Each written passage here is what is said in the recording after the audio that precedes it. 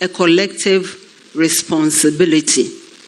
Gone were the days when we have to tell others where we are and what the previous government has done. Today we all live it. We feel it. We know it. We don't need much convincing. But I want to re-echo what Honorable Nana Abodapi said.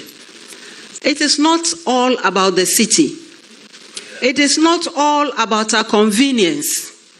Wanting change in a society is not about our convenience. Actually, it's about our discomfort. It's about moving out, and it's about studying, it's about listening, and it's about learning. It's about identifying, and it's about speaking for those who don't have a voice. It's not about speaking for ourselves. And I want us to bear this in mind as we voice out and as we vote out. Working with the youth is always, at least for myself, is always so satisfying. Being on campus, maybe it's because I've spent too much of my life on campus, it's always like coming home. The youth must be interested. It is about your life ahead of you. You must automatically show interest in what is happening in the country and how to make things better. Honorable just talked about those in the days gone by. They didn't wait for anyone. They fought the governments when they thought that what they were doing might not help their future. So please voice out. We live in a country where we have come very far in terms of media space. We've come very, very far and very, very quickly. There used to be only the state-owned media. Now, you can just sit in your room and set one up. But it must be set up for a purpose. And the youth, I want to encourage you. I want to encourage you to voice out in the interest of those who don't have any means to voice out. I used to tell my students on campus those days, once in a while, sometimes not once in a while, quite often, there'll be something they are not happy about, and so they embark on a looter. Then they'll end up in my office with their petition. And I used to tell them, one day I'll join you. And then they say, yeah, what kind of day will that be? I said, the day when you go on a looter in the interest of your brothers and your cousins and the people in your community who have no opportunity to speak for themselves, who have no opportunity to go on a looter. The day you hold that a looter for them, I'll even pay for the band. And they would diffuse tension. But I was very serious. It's about using privilege for those who don't have the privilege. Otherwise, why do you think you are the one to have that voice? Use it in the interest of those who don't have a voice. And those days, the media space wasn't so open, so friendly. But today, we have elected to go on the democratic path. So what do we not expect? We don't expect anyone to be bundled off to an unknown destination because he has spoken. We don't expect anyone to be hounded off to exile because he has shared a view somebody doesn't like. We expect the media space to be used to voice out the things we like, the things we don't like too, and to ensure that everybody has a voice. Democracy must allow different voices to join in the conversation of nation building. And I kept saying that, you may not like the way somebody has said something. That's the style. How about the content? Maybe the content is not so bad. Pick the content. Use it. But you don't go hounding people because, I don't like your face. and you didn't vote for me, so I won't mind you. No, that's not what we should be doing. We should understand our roles as leaders and play them accordingly. We heard once some time ago, remember that song, Teachers Are Suffering. Do you remember? Yes. Nurses are suffering.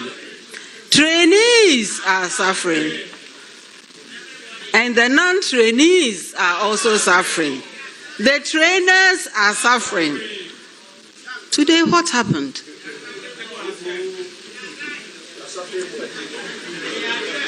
That is why you need to voice out. You must voice out. And as I said, yes, for yourself, but also for others. Always bear those people in mind. It can never be for yourself. We can use our voices to proffer good alternatives, like the 24-hour economy. How many of us have bothered to understand that? There are many people who can help us. Let us be prepared to learn. Let us be prepared to propagate the alternative. What we have is not working. We all know that. We once were told that the culture of silence had descended into this country, and that a certain lecture by my colleague from the academy broke that silence. So why is it back? Or is it back? It's back. How do we break it? By voicing out. You must voice out. At the very least, you get the frustration off your chest. If nothing at all. If nothing at all. To keep all that heat in you is not helpful. And what I find a bit disturbing is that, yes, we all know it's bad, then they come and tell you quietly. I said, how did we get here? When you guys come, do this. When you guys come, do that. And I said, you see, you are giving us so much homework. But you must also give us the means to get the homework done. And this is why this cannot be the job of only the people who have proposed VOVO today. It is everybody's responsibility. And it is everybody's responsibility to ensure that we get the results we need to get. We are not leaving it to somebody. We are leaving it to all of us. Yes, as leaders have a specific role to play. We know. But it's not all about the leaders only. It's about all of us. And everybody can be a leader where they are and do a good job and do it well. Some are speaking undertones because of fear. There's retribution. Even the media people don't have their space.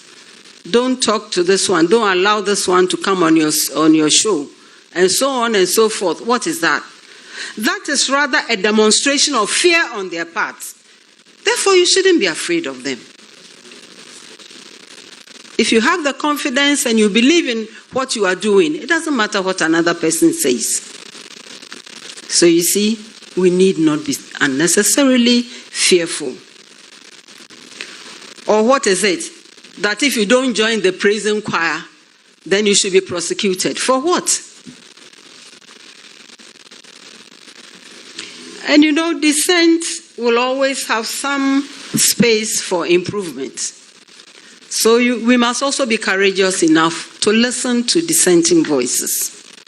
I think that is a sign of courage. And if you want to suppress everybody's voice, then you must step aside. It means you are not willing, and to a large extent, you are not capable. You see, we can't all be the same. Even if you had a small class, 40 students or so, how do you expect everyone to be the same? It doesn't happen. So you must be sensitive to the variety of people you are working with. And that is why we have a multi-party democracy. People will join what they want. And they may not necessarily agree with you. So if you decide that you're going to use the state machinery to intimidate, to murder, to kill, to destroy, then you are not ready. Therefore, you must vote out.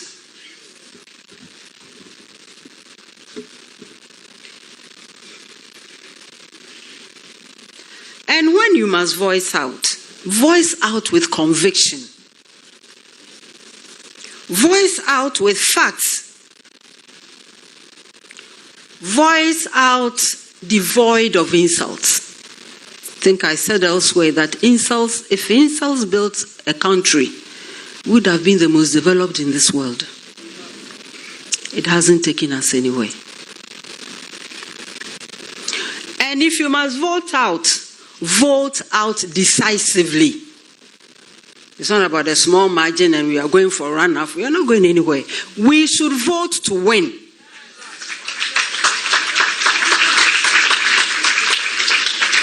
And a lot depends on the preparation we make. It is not about, they have won already. Have the results been declared? No. So whenever people say that, I said, until the votes are counted, until the results are declared, we are not there yet. We have work to do. We have enough students in the tertiary institutions who belong to 10 to go out and do the legwork.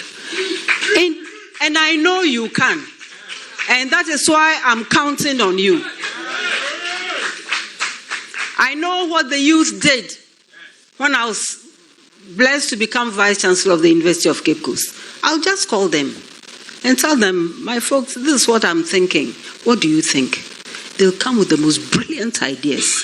We achieve so much, and I give the credit to the students. I know what the youth can do.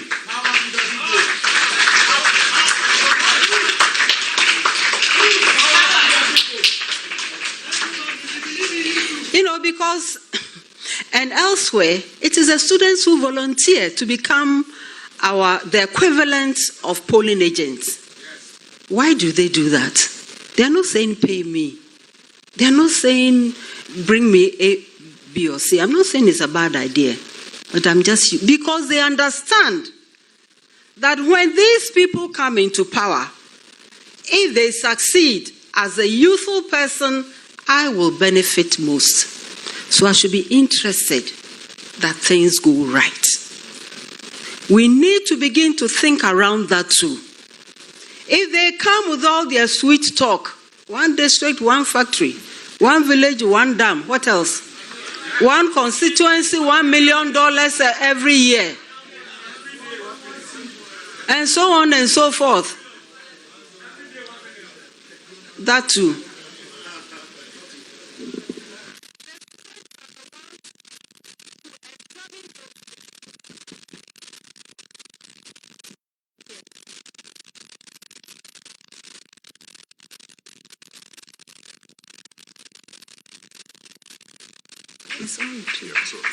Yeah, thank you very much. Now I think it's better. The students will be the ones to analyze all those things closely because they know that the outcome has a lot to do with their lives. So whether they are youth in anything, whether they are in media or wherever they are very, very careful about that. Because they know that decisions will affect their future. And so they are automatically part of their parties, activities, and so on. And as I'm saying, we all have branches, we all voted. Let us go back there. Let's make friends with them. Let's attend meetings. Let's familiarize ourselves with whatever issues they are having. One of the things I worry about is every time that we vote, in our strongholds, that's where we lose most votes. Have you noticed? And I wonder why. What happens? How come that is the case? Maybe there are small things we can learn and others too can learn. And I'm very happy to see the thumb right in the middle of the last O. That is where it should be. Maybe that's what we are not doing right. Maybe all this going to the villages and so on, there's something missing that we are not getting right. So people are queuing in the sun for how many hours and then their votes don't count. Why would somebody do that? So the youth, and today I'm on your case, you can read and understand the new directions for voting. You don't need, why should somebody come and train you? You should go out and train others. Because you have the documents. You can read them, you can understand them. Hopefully, whatever the crimes of free h0cks are, I hope you can read. So you see, it's very important that we are able to voice out. We have to voice out. Because a frustrated people or a silenced people constitute a huge impediment to any social progress. It's in their head. How do you know what it is? Let them. Just recently, some kids went on demonstration. After all the paperwork has been done, then you arrest them, put them in different prisons. What have you achieved? You've achieved people who will never vote for you again. What have you achieved? That in a democracy, you can't even voice out how you feel, when others came into power by doing exactly that. Ghana must progress. Ghana must change. Ghana must change for the better. And the youth, you have a stake in this change. We all do, but maybe more for you. Ghana must be set free of intimidation, of fear. Ghana must be set free of anger and of hypocrisy. All those who used to speak loud against us, where are they? Ghana must be set free of frustration, of unnecessary bewilderment, and of destruction. Of destruction of our institutions, of our people, of our environment. We must be set free of helplessness and of hopelessness in our youth. We must be set free of joblessness. And above all, we must be set free of indignity, of miseducation, of our youth fleeing the country. Just drive around most of the embassies and you weep. These are people we have trained. They have skills. And their desire is to get out. Who is there to blame them? Who can blame them? What alternative are we offering? Our alternative lays in the 24-hour economy.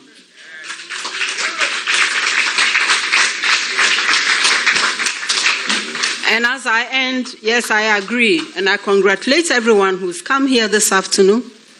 I congratulate those who initiated this program. Everybody who has supported. We must all voice out. We must vote out. Above all, we must not be bribed out.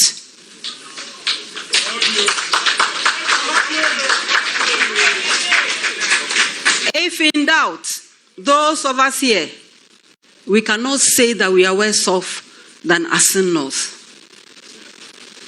If you don't know, go and visit that constituency. They refuse to be bribed out.